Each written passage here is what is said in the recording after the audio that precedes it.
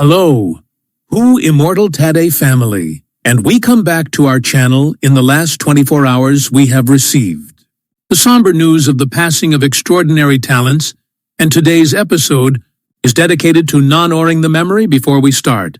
We kindly ask for your support. If this video or the legacies of these remarkable individuals have touched your life, please consider giving this video a thumbs up as a sign of respect and remembrance. Thank you. Anthony Senecal was an American butler and politician best known for his long tenure as Donald Trump's personal butler at Mar-a-Lago, Trump's private estate in Palm Beach, Florida.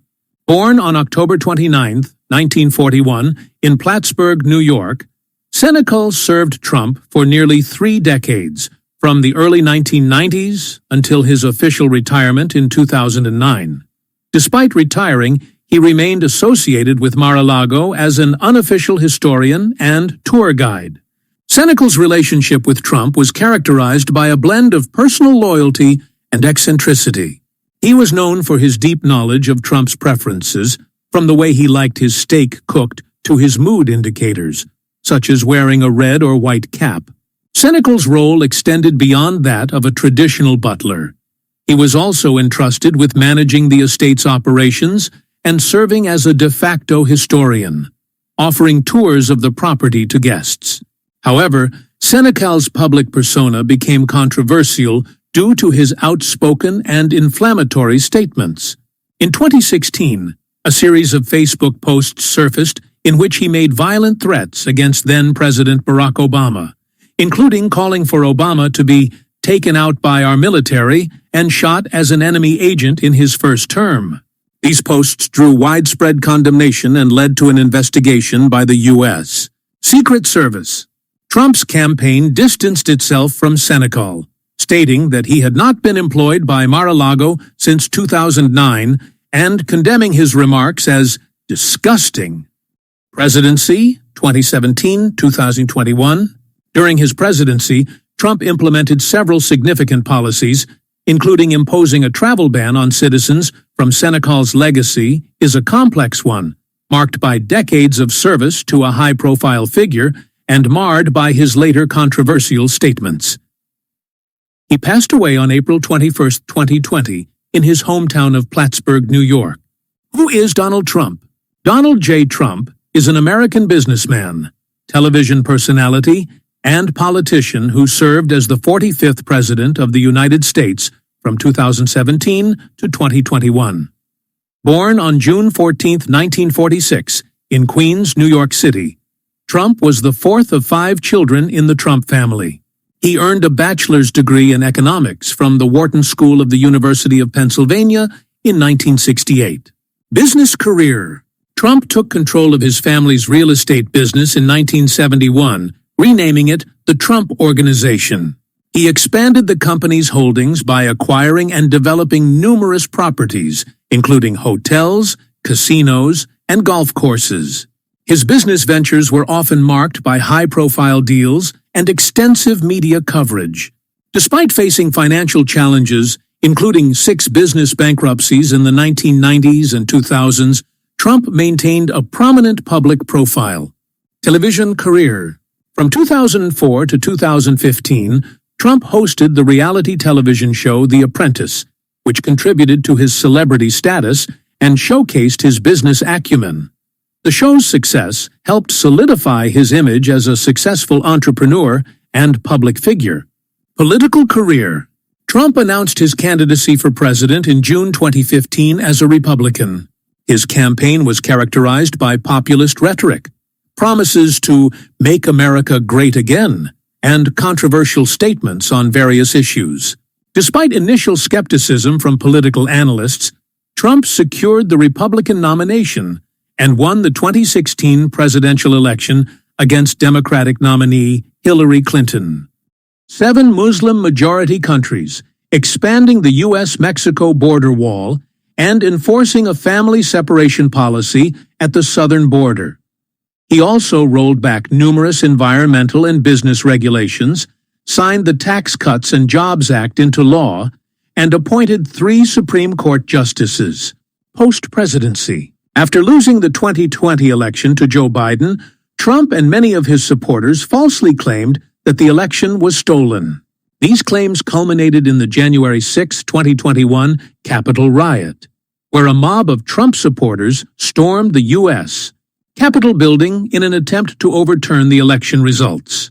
Trump was impeached twice by the House of Representatives, once in 2019 on charges of abuse of power and obstruction of Congress, and again in 2021 on charges of incitement of insurrection. He was acquitted both times by the Senate. Legacy. Trump's legacy is deeply polarizing. Supporters praise his economic policies, judicial appointments, and efforts to challenge the political establishment. Critics cite his divisive rhetoric, handling of the COVID-19 pandemic, and role in the Capitol riot as significant aspects of his presidency. As of 2025, Trump remains a prominent figure in American politics, with ongoing discussions about his potential future political endeavors. Conclusion. The relationship between Donald Trump and Anthony Senecal reflects the intertwining of personal loyalty and public controversy.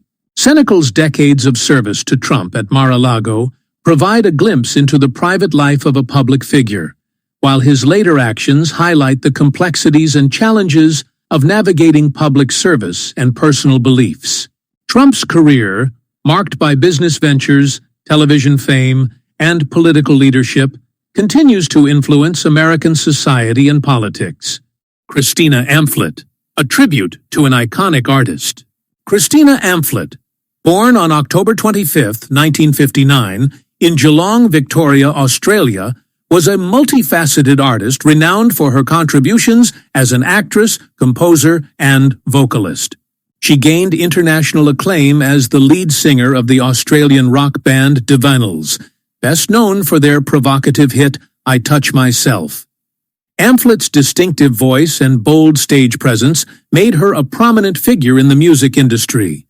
Tragically, she passed away on April 21, 2013, in New York City, at the age of 53. The Happytime Murders, 2018. A cinematic venture. The Happytime Murders is a 2018 American adult puppet buddy cop crime comedy film directed by Brian Henson. The movie features a world where puppets and humans coexist and follows a puppet private investigator and a human police detective as they solve a murder spree of retired sitcom stars. The film stars Melissa McCarthy, Bill Beretta, Joel McHale, Maya Rudolph, and Elizabeth Banks. Christina Ampflett's contribution to the soundtrack. In the Happytime Murders, Christina Ampflett's legacy is honored through the inclusion of I Touch Myself, a song she co-wrote and performed with Divinyls. This track is featured on the film's soundtrack, adding a nostalgic touch to the movie. The soundtrack also includes other notable songs such as Give It To Me Baby by Rick James, Sexy and I Know It by LMFAO, and Never Gonna Give You Up by Rick Astley. Legacy and impact. Christina Ampflett's work continues to influence artists and entertain fans worldwide. Her unique blend of rock, pop, and punk elements, combined with her fearless approach to music and performance, has left an indelible mark on the entertainment industry. Through her contributions to the Happytime Murders and other projects, Ampflett's artistic spirit endures, celebrating her enduring legacy in the world of music and film. Doreen Lang, a tribute to a character actress in The Birds, 1963. Introduction. Doreen Lang was a New Zealand-born American character actress whose career spanned theater, television, and film. Born on February 15, 1915, in Gisborne, New Zealand, Lang's early education in drama took place in London. She made her Broadway debut in 1941, portraying Edith in Noel Coward's Blithe Spirit, a role she continued through 1943. Her Broadway credits also include Make Way for Lucia, 1948, I Know My Love, 1949, Season in the Sun, 1950, and Faithfully Yours, 1951. Transition to film and television. Lang's transition to film began with Alfred Hitchcock's The Wrong Man, 1956, marking the start of a fruitful collaboration with the director. She appeared in another Hitchcock project, North by Northwest, 1959, before securing a role in The Birds, 1963. In addition to her film work, Lang had a notable presence on television, with appearances in Studio One, 1954-1957, the title role in The Story of Mary Surratt, 1955, for Kraft Television Theatre, and the daytime drama The Nurses, 1965. Her later television credits include guest spots on Hawaii Five-0, 1968, Mod Squad, 1969, Gunsmoke, 1970, Mannix, 1971, and The Waltons, 1973. Role in The Birds, 1963. In Alfred Hitchcock's The Birds, Lang portrayed a diner patron who becomes hysterical as the town of Bodega Bay is besieged by aggressive birds. Her character accuses Melanie Daniels, played by Tippi Hedren, of being the cause of the avian attacks, reflecting the film's themes of paranoia and societal fear. Lang's performance is a pivotal moment in the film, showcasing her ability to convey intense emotion and contribute to the film's suspenseful atmosphere. Legacy and later years. Lang's filmography includes roles in Wild in the Country, 1961, The Cabinet of Caligari, 1962, The Group, 1966, Brian's Song, 1971, A Death of Innocence, 1971, Death Sentence, 1974, Death in Canaan, 1978, Like Normal People, 1979, and Almost an Angel, 1990. She was married to Richard B. Rudy from 1939 to 1956, with whom she had a daughter, and later to actor Arthur Franz from 1964, with whom she had 3 stepchildren. Lang passed away on April 21, 1999, in Malibu, California, at the age of 84, after a long battle with cancer. Conclusion.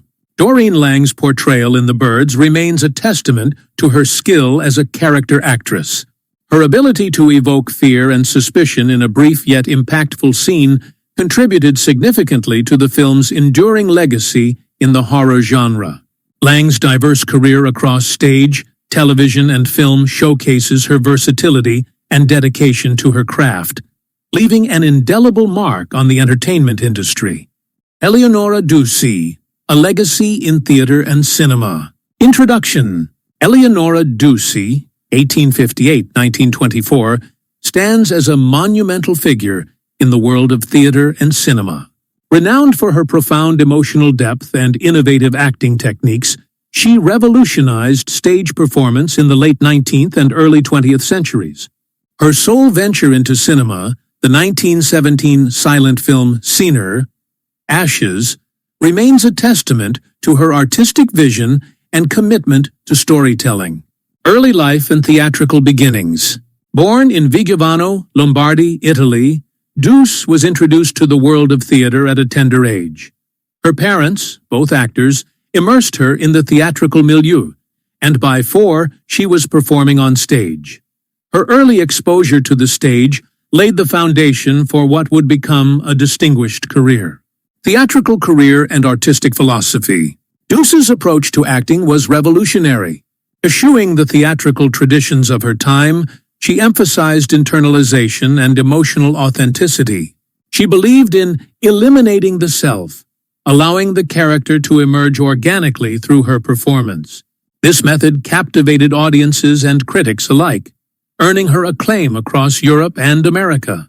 Her collaborations with playwrights like Gabriele D'Annunzio and Henrik Ibsen produced some of her most memorable performances. Transition to cinema.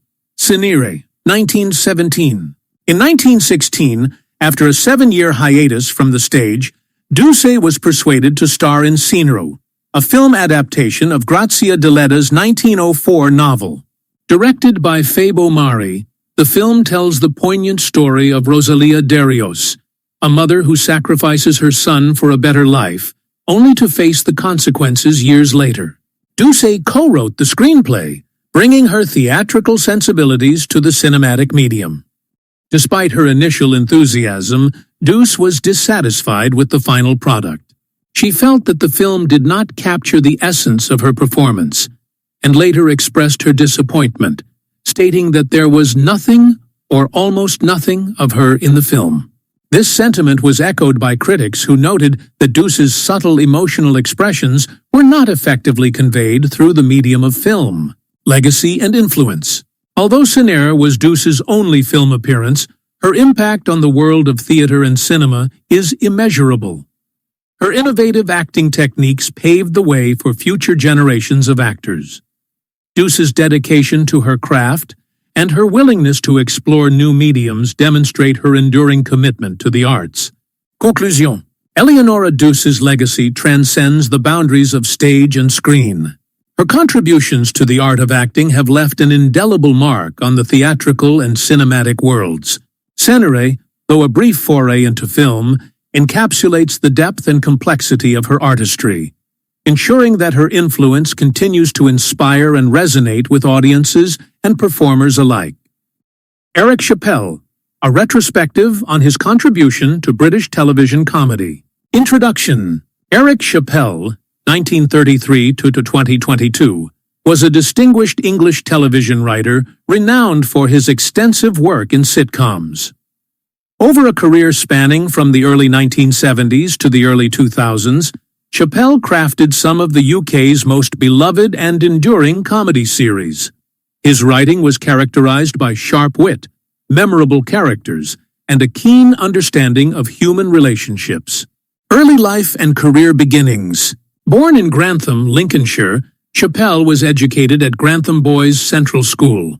Before embarking on his writing career, he worked as an auditor for the East Midlands Electricity Board for over 2 decades. During this time, he penned several novels, though they were initially rejected by publishers. Undeterred, Chappell shifted his focus to playwriting, leading to the creation of The Banana Box in 1970, which later evolved into the hit sitcom Rising Damp. Breakthrough with Rising Damp. Rising Damp, 1974-1978, remains one of Chappell's most iconic works.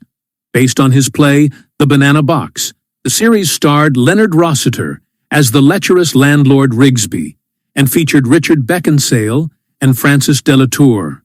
The show garnered critical acclaim and won the 1978 BAFTA for Best Situation Comedy. Notable sitcoms and series. Throughout his career, Chappell created and contributed to numerous successful sitcoms.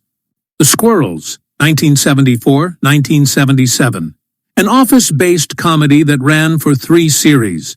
Only When I Laugh, 1979-1982, a hospital sitcom starring James Bolam and Peter Bowles. Duty Free, 1984-1986, a series about 2 couples who meet while on holiday abroad. Home to Roost, 1985-1990, a family sitcom featuring John Thaw as a father adjusting to life with his grown-up son. Haggard, 1990-1992, a sitcom about a group of friends navigating middle age. Fiddler's 3, 1991, a sitcom set in a retirement home. Chappell's ability to blend humor with relatable situations endeared his shows to audiences and critics alike. Singles, 1984-1991, a British sitcom. In 1984, Chappell co-created Singles, a British sitcom set in a singles bar. The series explored the lives and relationships of its patrons, offering a humorous take on dating and social interactions. The show aired for 3 series and 22 episodes on ITV between 1988 and 1991. Notable cast members included Roger Rees, Susie Blake, and Simon Cadell. Legacy and impact. Eric Chappell's contributions to British television comedy have left a lasting impact. His works continue to be celebrated for their clever writing, memorable characters, and insightful commentary on human nature. Chappell's ability to craft stories that resonate with audiences has cemented his place as a significant figure in the history of British sitcoms. Conclusion. Eric Chappell's extensive body of work showcases his exceptional talent as a television writer. From his early successes with Rising Damp to his later endeavors like Singles, Chappell's influence on British comedy remains profound. His legacy endures through the continued appreciation of his work by both audiences and fellow writers. I have tried to highlight some important issues on behalf of our channel. Please support me. I am ending today's video by inviting you to watch the next video. Goodbye.